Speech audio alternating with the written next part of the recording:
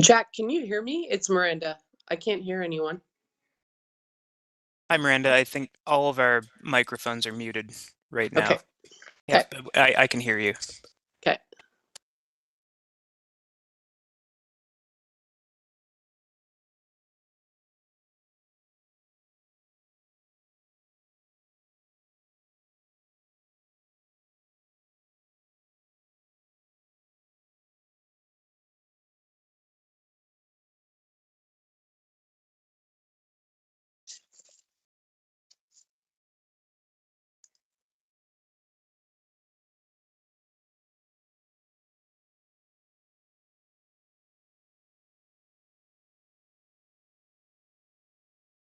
Sarah, I'll just let you know that we have quorum, but we're still waiting on a few members.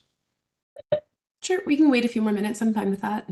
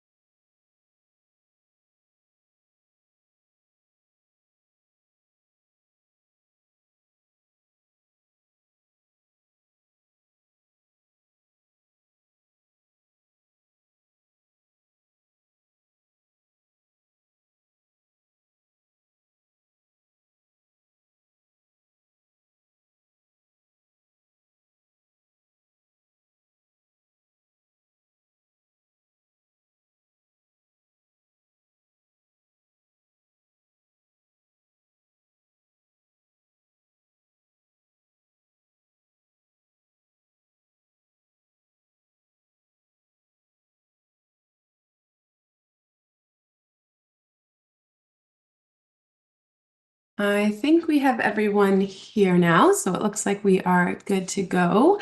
Well, welcome everyone. I would like to call to order the June 12th meeting of Heritage Guelph. It's been a little bit since we've seen each other, but welcome back to our June meeting. Welcome to all committee members, staff, and any invited guests who are attending the meeting today. I will start with our territorial acknowledgement. So as we gather, we are reminded that Guelph is situated on treaty land that is steeped in rich Indigenous history and home to many First Nations, Inuit, and Métis people today. As a city, we have a responsibility for the stewardship of the land on which we live and work. Today we acknowledge the Mississaugas of the Credit First Nation of the Anishinaabeg peoples on whose traditional territory we are meeting. And as we move forward into the meeting, I will start with asking if anyone has any disclosures of pecuniary interest, and if so, if you could please raise your hand. David? Probably have one for 331 Clare Street East. I was one of the authors of the original cultural heritage evaluation report. Perfect. And so, Jack, in that situation, what's the process for David? Just to abstain from commenting? Yeah, David, if you can turn off your camera and microphone during that item, and yes, abstain from voting and commenting. All right, thank you. Perfect. Thank you. Any others? No? All right, we'll keep going. I know we have regrets today from Kim and Cameron, but we have quorum, so we're good to move forward. And then the first thing then is if I can get members to move and someone to second approval of the minutes from our previous meeting, which dates back to April 11th, 2023. So if I can have a mover, if you just want to raise your hand, Jaudat, thank you. And Michael, I'll take you as a seconder if that's okay. Awesome. All right, so we'll get into things. The only thing we have to vote.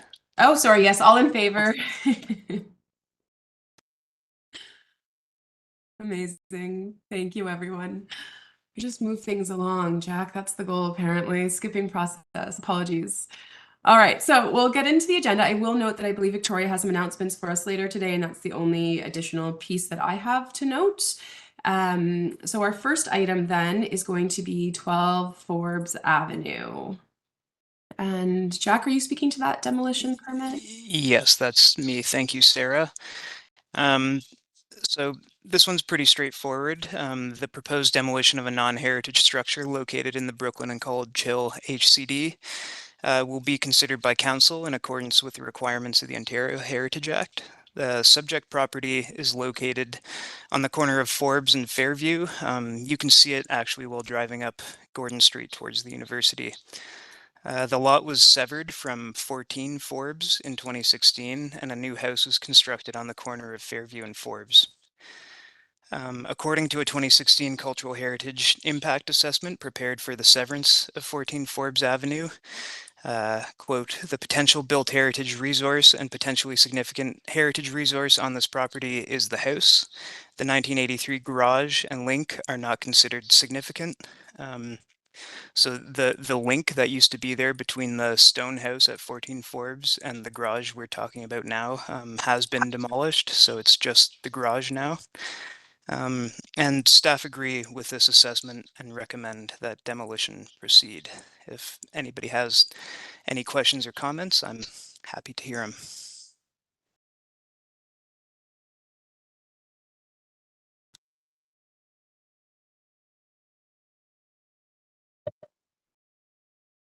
It's a quiet morning, or I guess we're afternoon now. If anyone has any questions, comments, you're welcome just to unmute and speak directly. Garage, it's my understanding that there is no stone associated with the garage at all. Is that correct? That's correct. The Okay. Cultural Heritage Impact Assessment was a little confusing because it said that stone was used from the old Fergus Town Hall, but that was for the breezeway that connected the Okay. garage and the house, which is now gone. Gotcha. Okay, that was what I suspected, but just wanted to clarify. Thanks. Thank you. What was there a process that went through for the main building? Did the Heritage Guelph have to consider any applications in relation to any of the rest of the property? I might defer to Stephen for that one, who would have handled the heritage permit for that building. Yeah, Jack, I'm happy to respond. David, if I'm not sure I quite understand your question though. Okay. All right. Is that okay? We're being asked to make a decision in relation to what I understand is the garage. Was there any other heritage decision-making process done for any other part of this property besides the garage? Yes, as Jack has referred to already, there was a cultural heritage resource impact assessment that was required of the property owner to City and Heritage Guelph to consider when they were proposing the construction of the new house. That was actually following the severance that created the property as well. So that HIA, which was done, I believe, by CHC Limited, it helped in the determination of what had cultural heritage value. It also helped in the process that eventually led to the approval of a heritage permit for the new house on the property. Nothing else has been, there's been no decision having to be made then for demolishing anything else then, except for the garage. That, understand that right then? That's right. This really just pertains to the existing wood frame garage, which is really what's left of the buildings that were on site before the current building was approved through its heritage permit. Okay, thanks. Thank you. You're welcome.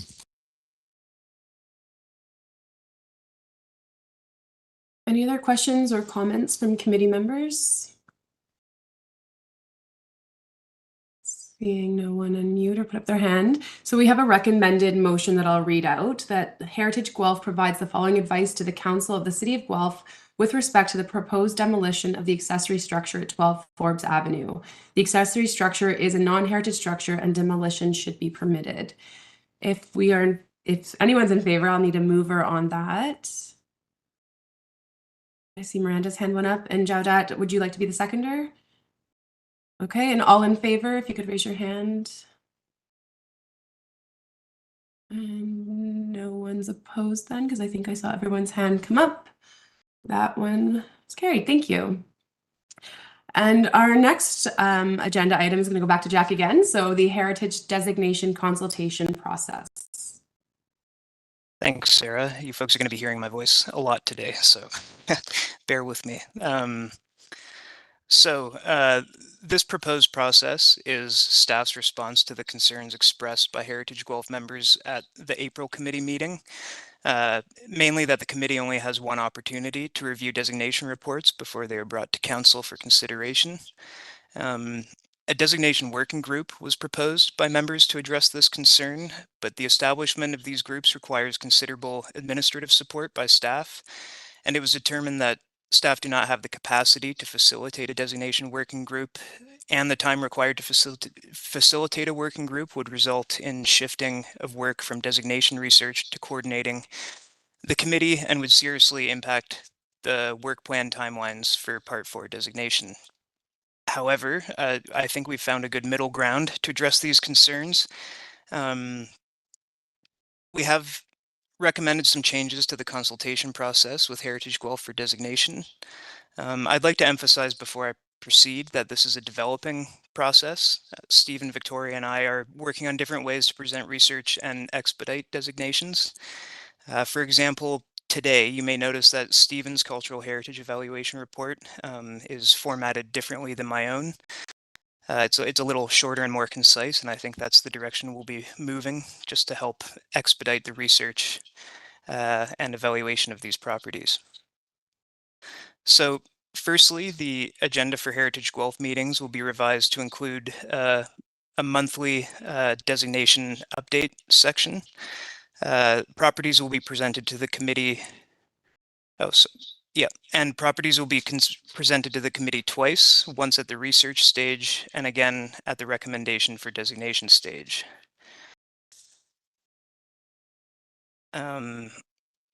So we'll have a designation update category at Heritage Guelph meetings to advise the committee on the progress of designation research, property owner consultation, as well as appeals. This will keep all committee members updated on designations, and we'll have a tracking table included in each agenda that will update monthly. So secondly, staff will divide designation consultation with the committee into two phases, research and designation. So for each candidate property, staff will first bring a cultural heritage evaluation report to the committee that outlines the historic research conducted for each property and how the property aligns with Ontario Regulation 56922. This will permit the committee to focus specifically on the research portion of the designation report. And committee members are encouraged to send staff emails with comments or research suggestions prior to the deadline for the revised agenda. So revised agendas are the Friday before the meeting. So you've got about 9 days to provide us with supplementary research, but I don't want you to feel like you're limited to those. You're welcome to send us anything you have up until we bring you the full designation report. So at a later date, staff will bring the full designation report to the committee, and this will identify the property's heritage attributes and whether staff believe it should be recommended for designation or not. And during this phase, you'll be able to comment specifically on the heritage attributes and the more legislative side of the designation. Committee members may also be involved in research tasks in support of the work conducted by heritage planning staff. This is on a voluntary basis and cannot duplicate the role of unionized staff, as this is a primary job function for heritage planning staff. Committee members may be involved in the following voluntary tasks.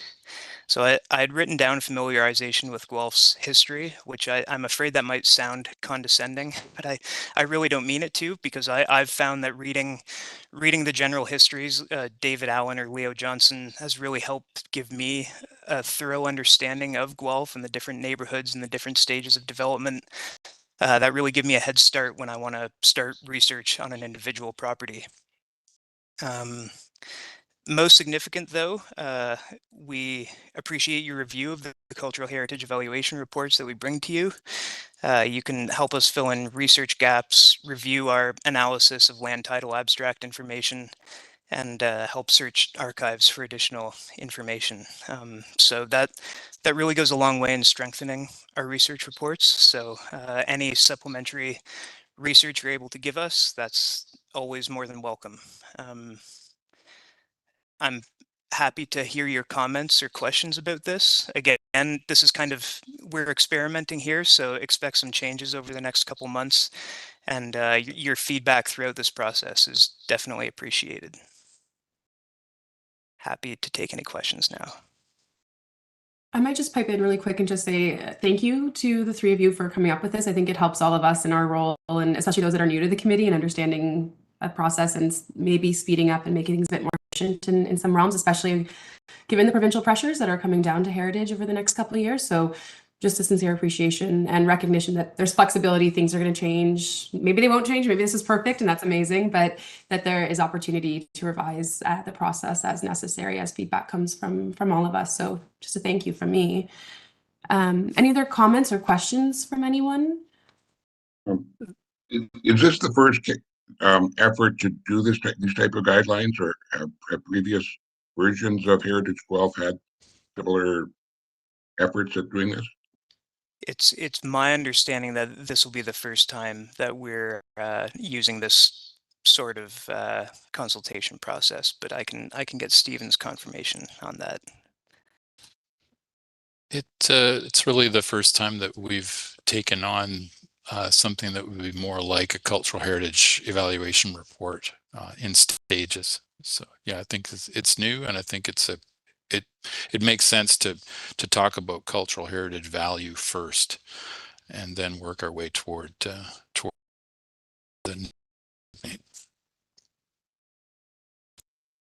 Thank you. Sarah, if there aren't any other questions, if I may, I'd like to introduce one of the new faces on the Hollywood Squares here. Sure. Because we're talking about research, I wanted to make sure everyone gets to know Kayla Anderson. Kayla, I don't know if you can just wave your hand. Kayla's our Heritage Research Assistant for this summer, and we're really pleased to have her on the research team to assist. She's a graduate of University of Guelph's Urban and Rural Planning, and also has had some experience with, quite a lot of experience with Center Wellington's Heritage Register. So we welcome Kayla to the team. Nice to be here. Thanks for having me. Excellent. Thanks, Stephen, and welcome, Kayla. Nice to see you again. Are there any other questions or comments about the process that Jack elaborated on? And if there aren't, I'll read out the recommended motion that we have included. So that Heritage Guelph supports the proposed process for consultation with members on research and recommendations for designation of properties under Part 4, Section 29 of the Ontario Heritage Act, and that members support the updates to the agenda as set out in the June 12th, 2023 report. If we're in support of that, if I could have a mover. Jodette, thank you. And David Waverman, okay to be a seconder? Perfect. And all in favor? Excellent. I don't think there's anyone opposed because all of our hands are up. Awesome. Thank you, everyone.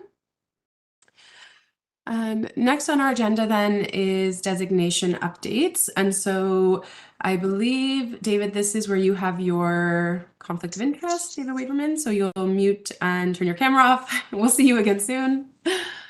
All right, so 331 Clare Road East Cultural Heritage Evaluation Report with Stephen. Thanks, Sarah. I'm just going to put the information on the screen here. Sarah, can you see the report itself on the screen? Yep, now we're good. We can see it. Okay, good. I'm not going to read through the entire report because I'm hoping that the members have had a good chance to read through themselves, but I just wanted to touch on some of the highlights, and really highlights that are germane to what the function of the Cultural Heritage Evaluation Report is. So as most of you will know already, 331 Clare Road East contains a stone farmhouse that I'd like people to start referring to it as the James Hanlon farmhouse. It's listed as a non-designated built heritage resource on our heritage register. And the report that I'm presenting recommends that the James Hanlon farmhouse meets 4 of the prescribed criteria for determining cultural heritage value or interest in accordance with Ontario Regulation 56922. As Jack has described, and as I'll reiterate, this report is not about so much the background of what has been discussed with the property owner in the past, but I felt it was important just to give a bit of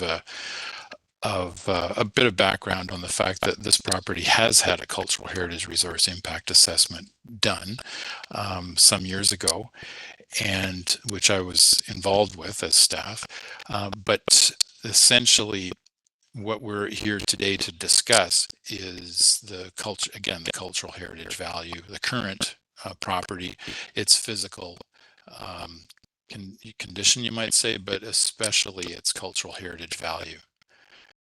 So as you're aware, there are 3 of the criteria that we need to address, and it's my recommendation that the James Hanlon farmhouse. I say the James Hanlon farmhouse because Guelph has other Hanlon farmhouses. So I think it's important to understand, especially at this point in our research, to understand some of the settler families and sometimes how diverse and how complicated it is to actually sort out a family tree to understand who built what when. So the Hanlon family is a good example of that. So this farmhouse meets criteria 1 and 2 of the regulation. It's a representative example of the Ontario farmhouse form and style that was popular in the second half of the 19th century. This particular house was built about 1864. In a mix of limestone and granite, and it presents a high degree of craftsmanship in the execution of that stonework and its exterior wood trim. As I said, I won't read through the entire thing, but I think it's important to talk about how the James Hanlon farmhouse meets criteria 4 of the regulation. The Hanlon family has a long history in the area, and the farmhouse is tied to 3 generations of that family. So James Hanlon's James Hanlon had built the house in 1864, and this is this information is clarified by the research done in not only the title search information, but also the census information, and that's why I've included in some of the illustrations the data that I'd taken a look at for that purpose. Unfortunately, James Hanlon Sr. died in 1902.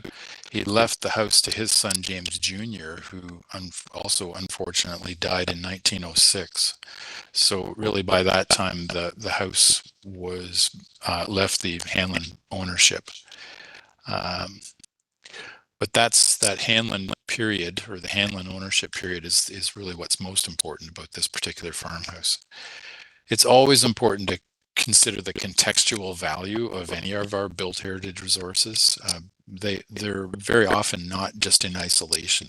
They are part of some sort of context, whether it's just simply the street context that it's in, as this house is, or even within the context of a larger cultural heritage landscape. It's my opinion that the James Hanlon farmhouse is important in defining and maintaining and supporting the historical character of Clare Road East, its streetscape, and as a vestige of early farming landscapes of Puss Lynch Township and what is now Guelph.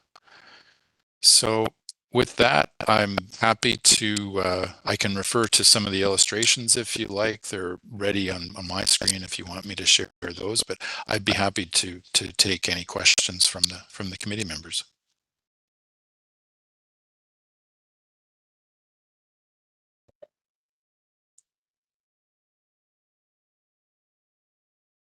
The criteria that stand out more to you than the others? I know it meets three of them, but do you find that any of them have a higher degree of significance than as these go?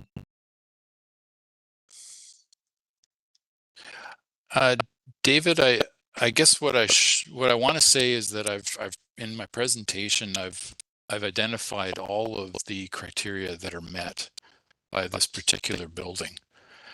I actually believe that all I didn't count them all up, but the ones that I've identified, they are of equal importance. I think in my research, I tend to first determine the physical building or the physical aspects or features of a building or property. If there's high integrity in its physical form, that's really important. But it doesn't mean that the design or architectural value is any more or less important than the historical association that the building may have to in its background. And as I've always said, and this is something that we've talked about time and again with properties in the Heritage Register, but also even with the properties that are not listed but on the cooling inventory, we always need to look to what contextual value the building as it on its own, but also as a contributor possibly to a grouping of buildings or to a whole cultural heritage landscape. So just to reiterate, I think it would be difficult to determine which is the most important of those criteria that have been met. Okay. So sounds like this was an easy one to recommend because of the different criteria that it's met and that it does significantly in each of those. I thought first it's enjoyable. I mean, it's easy, yes, but it's fantastic looking at a farmhouse that's still in such relatively excellent condition and with such high cultural heritage value. I'm not going to say it's not like every research project has its. So they're not always they're not always easy, but because this property has such high cultural heritage value, yeah, it's pretty straightforward in my mind. Okay, thank you. Can I ask a small question? Concerning the usage right now, is it been used by residents as, you know, it's inhabited now? there are people inside the house, and what type of function is it serving now? Jaudat, the house is actually vacant, and has been for some years now. It has, but its most recent use has been residential use, single family residential. Okay, thank you. You know, I had certain issues I raised before, but as you mentioned, you know, it's on a macro level more than on a micro level concerning the building itself, you know, the contour and the, you know, leveling, you know, the topography and all these issues. So they'll be dealt with later on, right, in other phases of the study. Yeah. Okay, thank you very much. You're welcome.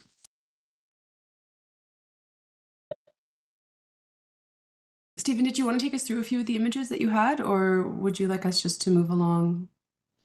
I can if you like, Sarah. I'll share the content again.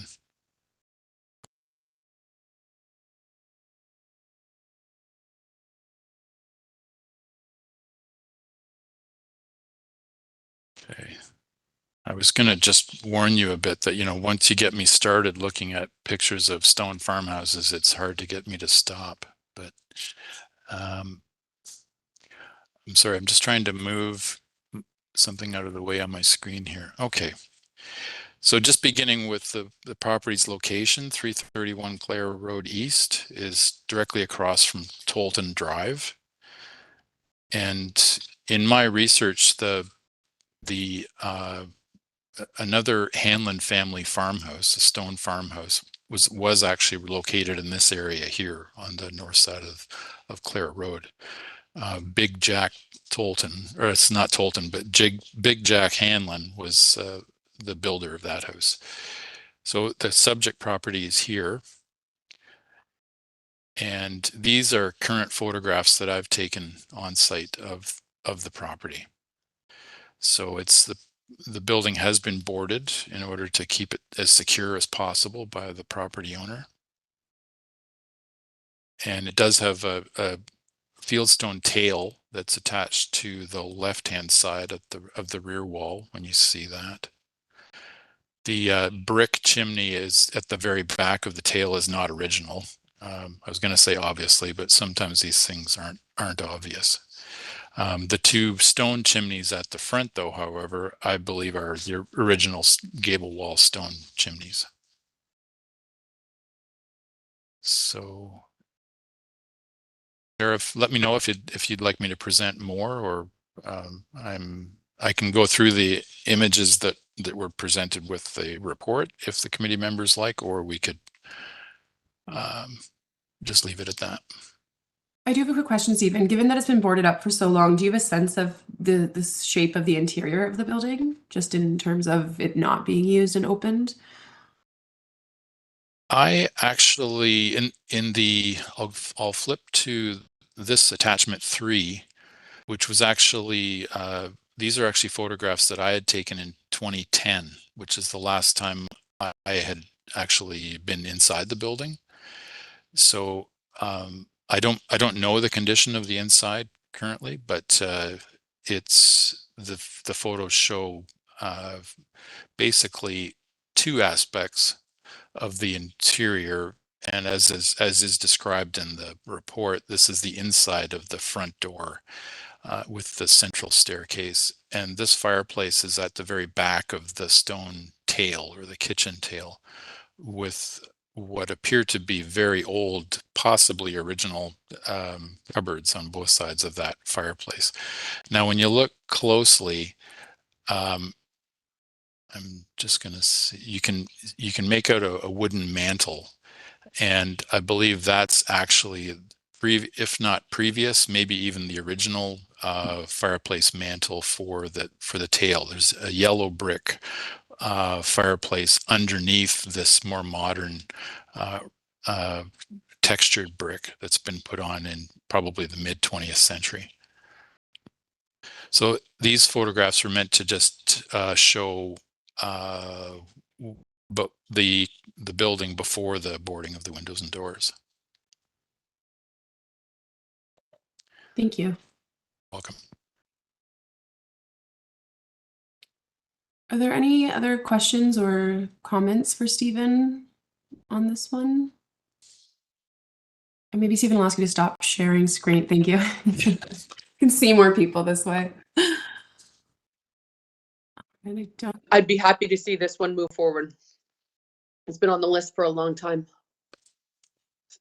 Then we'll get right into our motion then. So we have a recommended motion that the comments provided by Heritage Guelph members on the 331 Clare Road East Cultural Heritage Evaluation Report be provided to staff and council for their consideration. Do I have a mover?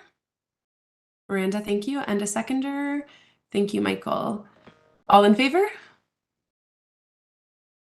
Fantastic. All right, we are good to move on. And hopefully David Waverman will come back and join us. Fantastic. Welcome back.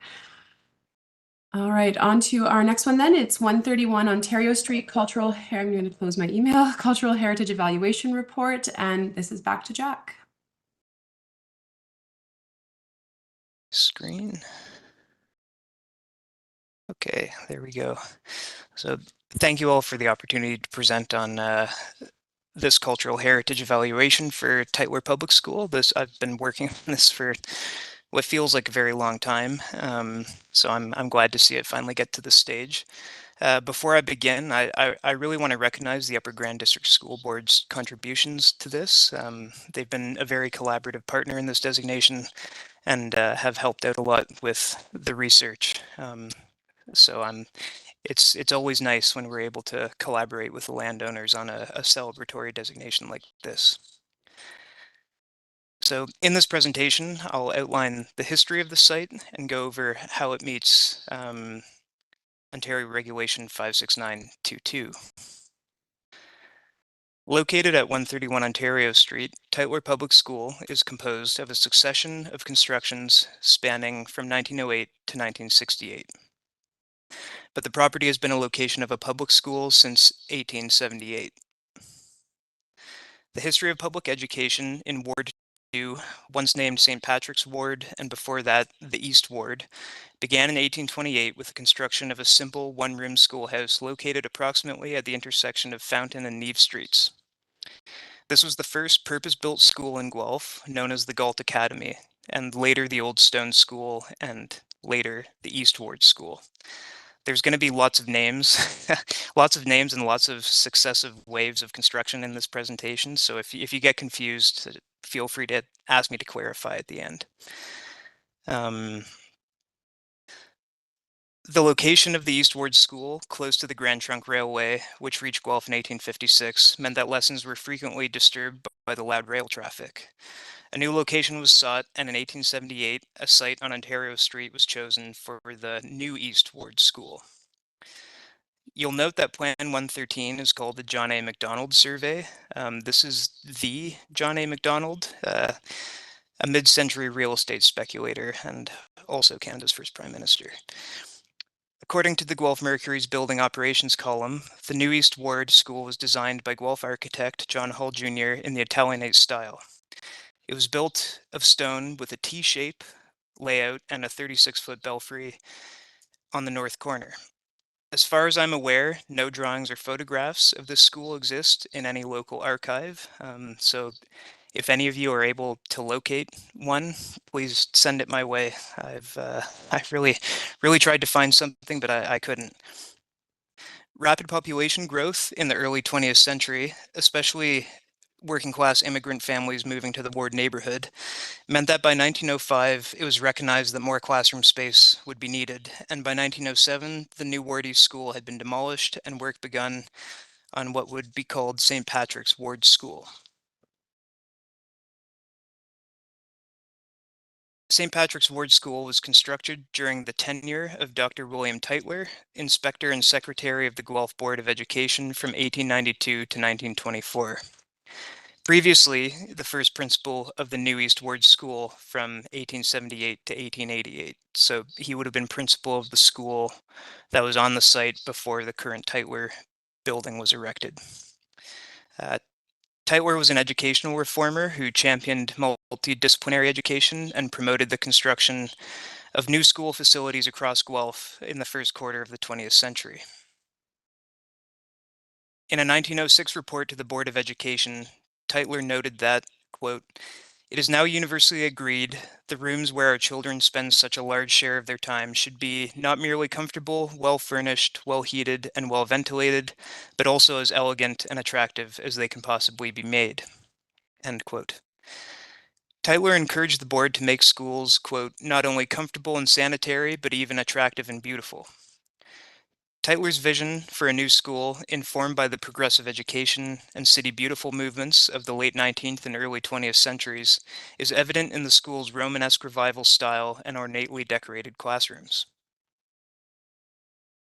The oldest portion of Tytler Public School, constructed in 1908, is a 2.5-story red brick structure upon a rock-faced stone foundation capped by a steep hipped roof with 2 hipped roof dormers.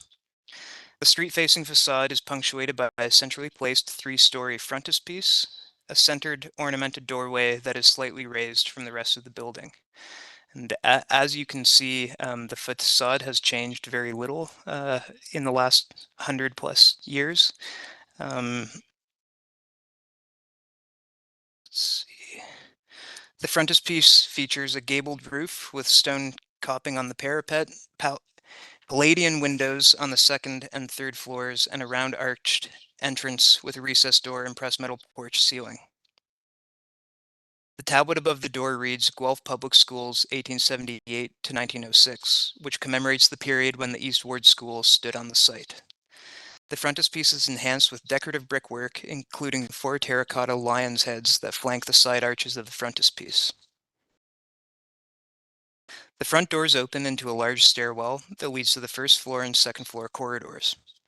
The stairwell was significantly altered from its 1908 form, likely during construction of the additions to the school in the 1960s. This alteration resulted in an inaccessible balcony on the 2nd floor in front of the Palladian windows.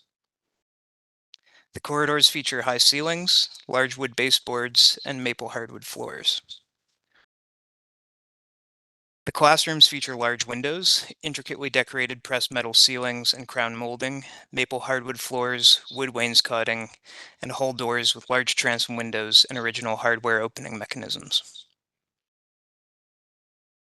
The school represents the first institutional commission of architect William Mahoney, who was born in Guelph in 1871 and studied architecture in Chicago in 1893 to 1894. Which was a time of great architectural innovation spurred by the 1893 World's Fair. One of the most significant Guelph-based architects of the early 20th century, Mahoney designed several notable local structures, including the Woolley, St. Andrew's Presbyterian Church, in addition to St. Andrew's Presbyterian Church, and in partnership with Aaron Austin, the Royal Theatre in 1935, now Trapper's Alley. However, he's best known for designing 16 Carnegie libraries throughout southwestern Ontario. He opened his own office in Guelph in 1905 and operated under his own name until 1919, when he formed a partnership with Aaron Austin that lasted until 1931. Mahoney's 1908 design recognized the likelihood of future structural expansion and utilize what is called the egg carton building plan, with a central corridor and flanking classrooms that permitted expansion if the need for more classrooms should arise. And the continued growth of Guelph's population, especially in the working class St. Patrick's ward, necessitated expansion a mere 3 years after the new school opened its doors. The school board again hired William Mahoney to design an additional 4 rooms to the school in 1912. This addition was designed to blend seamlessly into the original structure, as it was likely initially designed to be part of the original structure. So you'll note in the fire insurance plans that the school seems to shrink between 1907 and 1911. I was really puzzled by this at first, but in his annual report to the Board of Education, William Tytler lamented that it was the school was initially planned to be 6-room, and then it was scaled back to be 4 rooms. So I'm assuming that the initial fire insurance plan mapped what was originally intended to be built in 1907. and then it reflected what was actually built in 1911. By the end of the First World War, the influx of industrial workers to St. Patrick's Ward required further expansion of the school, and William Mahoney, now partnered with Aaron Austin, was again chosen to design a 6-room addition. So these are some blueprints of the 1921 edition that were given to us by the Upper Grand District School Board. It's not very common to have these when studying old buildings, so it was a real pleasure to be able to review these. Unlike the Romanesque 1908 and 1912 constructions, Mahoney and Austin designed the 1921 edition in the collegiate Gothic style, the most popular institutional architectural style of the interwar period in Canada. The 1921 edition includes features typical of the collegiate Gothic style, such as red brick walls with limestone sills, symmetrical facades, crenellated parapets, and decorative brickwork. When the school was reopened in February 1922, it was renamed Tytler Public School in honor of William Tytler. In the post-war period, the school continued its expansion with an auditorium erected in 1965 and 66, designed by Guelph-based architect William Jarrett, and constructed by Guelph-based contractor Angelo Battaglia. 3 years later, a library was designed by another Guelph-based architect, Jack Campbell, and also constructed by Angelo Battaglia. Both the auditorium and the library were constructed of red brick that was compatible with the earlier portions of the school. However, both additions were designed in a utilitarian mid-century modernist style that contrasts starkly with the ornamented Romanesque and collegiate Gothic constructions of William Mahoney. The library features 3 narrow floor-to-ceiling windows on the south facade, with an overhang above the parking lot supported by steel beams. The gymnasium is a large brick structure connected to the 1908 portion of the school with a glass-encased ground-level entryway facing Ontario Street. On to the statement of significance. So I believe the subject property is worthy of designation because it meets 5 of the prescribed criteria for determining cultural heritage value or interest. So I think it meets criteria 1 because it exhibits design or physical value as a rare example of the Romanesque revival style of Edwardian educational architecture in the city of Guelph. Additionally, it is the only elementary school in the city that combines the Romanesque revival, collegiate Gothic, and mid-century modernist architectural styles in one structure. It meets criteria 4 because it has direct associations with the theme of education and industrialization in St. Patrick's Ward through the course of the 20th century. Tytler's architectural expansion throughout the 20th century attests to the growth of industry and influx of workers residing in St. Patrick's Ward. It meets criteria 5 because it yields information that contributes to an understanding of the St. Patrick's Ward community. The children of St. Patrick's Ward were educated on this site from 1878 to 2013, and it has continued to serve the community as a meeting place and venue for public events. Subject property meets criterion 6 because it reflects the educational ideas of Inspector of Public Schools, Dr. William Tytler, the City of Guelph's most significant educational reformer of the early 20th century. Additionally, the 1908, 1912, and 1921 constructions reflect the architectural work of William Mahoney, one of the most significant Guelph-based architects of the early 20th century. Lastly, the subject property meets criterion 6 because it is important in defining, maintaining, and supporting the character of the area. Tytler Public School is an integral component of the Ontario Street and Toronto Street scapes, and the Ward West cultural heritage landscape as a whole. Located in the heart of the ward, the subject property represents one of the only institutional buildings in the neighborhood, and it has a height and massing significantly larger than most non-industrial structures in the area, making the building a landmark in the community. So I've outlined next steps here. I'll be presenting a designation report, including the identified heritage attributes at July's meeting, and we will then present it to council at a later date. I'm happy to answer any questions or hear any comments anyone may have. And I'll stop sharing.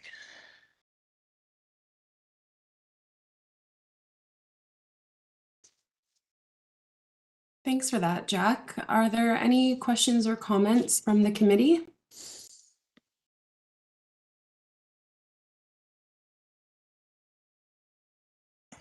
a quiet Monday today.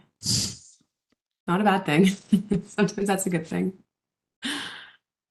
Well, I'll present the motion then if there aren't any questions or comments for Jack about his presentation. So the recommended motion is that the comments provided by Heritage Guelph members on the 131 Ontario Street Cultural Heritage Evaluation Report be provided to staff and council for their consideration. Do I have a mover for this motion? Thank you, Miranda, and a seconder. Jaudat, thank you. All in favor? Seeing all hands up, fantastic. And so that carries. And I believe now we're just into our announcements, and we will turn that over to Victoria. And maybe a quick note that in announcements, we don't have the opportunity to ask questions or for more broad discussion, as I think we were reminded at our in-person meeting a few months ago. So I'll pass it over to Victoria. I just wanted to provide an update on a couple of ongoing projects we're doing. So for specifically the Downtown Guelph Heritage Conservation District, we actually have a project startup meeting with our successful consultant on Wednesday.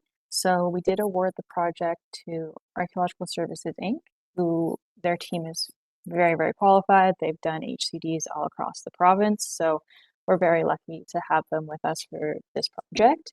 And at this meeting, we'll be talking about, work plan and scheduling, and obviously when we come to Heritage Guelph with the results of our background research. So when we get a schedule in place, we'll be able to let you know when we'll be presenting kind of the study phase of the downtown HCD and also conduct our public engagement. Additionally, I want to say that the Albion notice of intention to designate is being considered by council tomorrow at 6 p.m. So, and I did want to say we were able to get in touch with the property owner. I had a meeting with him last week, and it was very positive. So that was great to hear. So hopefully tomorrow also goes well. And then lastly, I wanted to just give a brief debrief about the Moxon Identifier event, run through our Exploring Guelph's Roots series. About 50 people came on June 3rd on the Saturday to do stenciling at the museum, and we had great weather for it, so we were really lucky. And additionally, hopefully this is kind of the start of a conversation of getting a permanent installation in Guelph. And that's something that I think will take obviously much longer than setting up a stenciling workshop, but that's kind of the hope that this conversation or this event starts that process. And then lastly, I just wanted to ask a favor committee to give some further thought to kind of what types of sessions we want to see in the fall. So feel free to email me at any time if you have an idea of kind of what you want to see or what topics you want discussed or explored or anything like that. Just because I'll probably have to start thinking about getting those dates in place soon. So that's it from my end. And yeah, if anyone has any questions or comments, feel free to email me after the meeting. Excellent. Thanks, Victoria. So that's everything on our agenda. So I do need to have someone move for adjournment today. Thank you, Michael. And a seconder, Miranda. Perfect. All right, that's everything. Thanks, everyone. And I believe we may be in person in our July meeting or hybrid if anyone wants to or needs to join online. So look forward to seeing everybody in a month.